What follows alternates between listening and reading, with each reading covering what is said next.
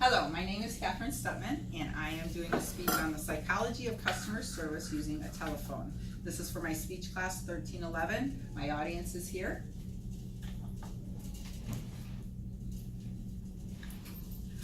I work 2 jobs, both of which involve customer service. So on an average day, I answer the phone more times than I can count. So I might say, howdy, thank you for calling this company that I work for. My name is Guest Specialist Kathy. How can I help you? Or I might say transportation. Thank you for calling. My name is Kathy. How can I help you?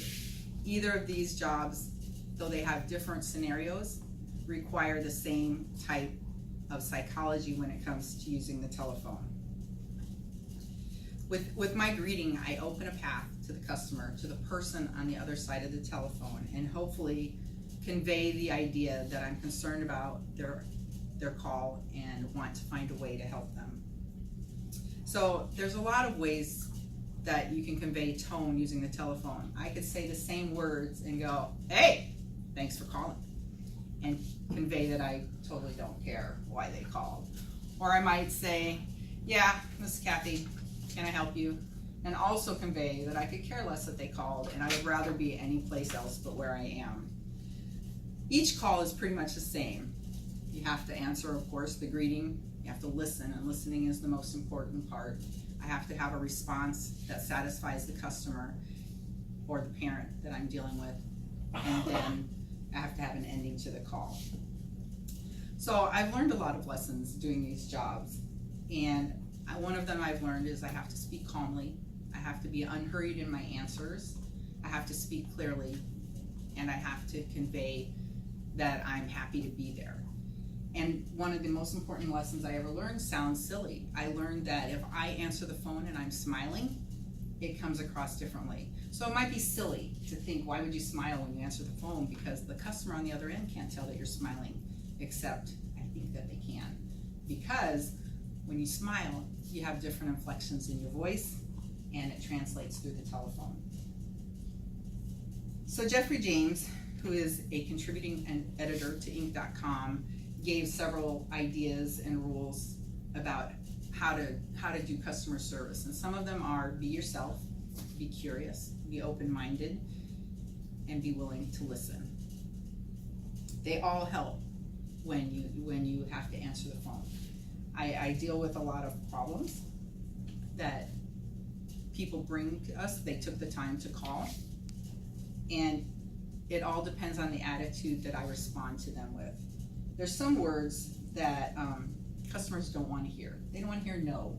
They don't want to hear I can't. They don't want to hear please hold or just a sec. What they want to hear is someone who cares and who's willing to listen. And a lot of times that's all it requires, is just the listening. And I can translate that through the enthusiasm in my voice. When I was growing up, I was painfully shy. And speaking in public was not something I ever envisioned myself doing. And I learned to speak in public when I did the bus safety program for the school district that I worked for. And I learned some really important lessons. So the first lesson that I learned was, what I put out, I get back in equal measure. If I am enthusiastic, they are enthusiastic.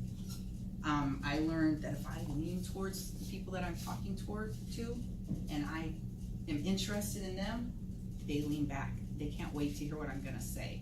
They're eager for it. But the best lesson I learned was attitude.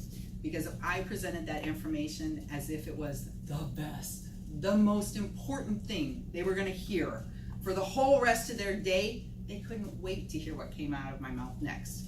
So I don't treat my phone calls as though I'm speaking to children, but that same kind of attitude translates through a phone and people respond. If I am eager to help them, they're much more, they're happier. They want to hear what I have to say, and they're much more cooperative. Because a lot of times when they have a call, they do have a concern, and it is valid, and I have to decipher if it's valid or invalid, and I have to do that by listening.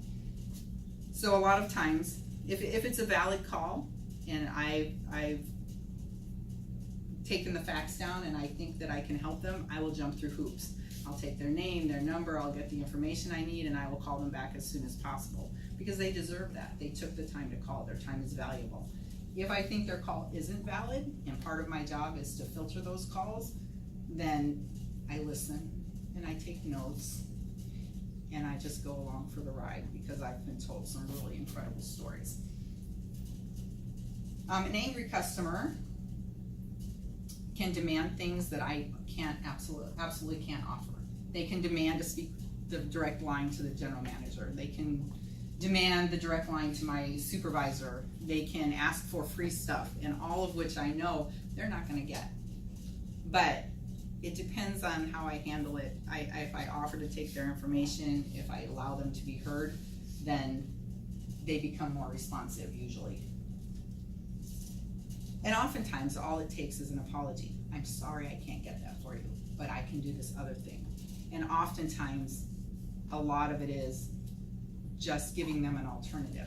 If a parent calls and says they want a bus driver fired because their child heard the bad language in the back of the bus, it's probably not going to happen. But I can offer them the steps on how to resolve the problem and try to make it so it doesn't happen again.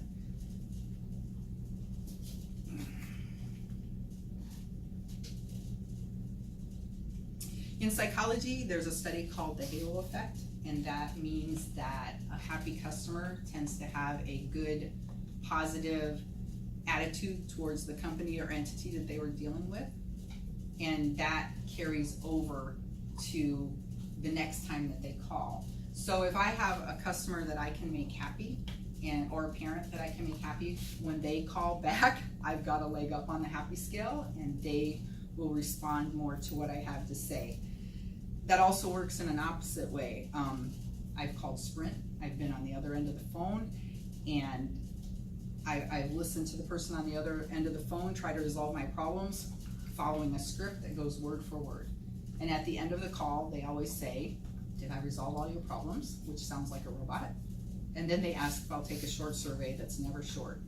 And then they lose their halo, because I'm not a happy customer then. I feel like I've just been blown off. So there's different ways to handle, even though you say the right words, you have to say them with a positive attitude. It's easy to anger a customer or a parent. I can blow them off. I can hang up and roll my eyes. It's easy. But it's so much better to show concern and to try to help and send them away happy. Sam Walton, the founder of Walmart, CEO of Walmart, said that there's only one boss, and that's the customer. I like Maya Angelou's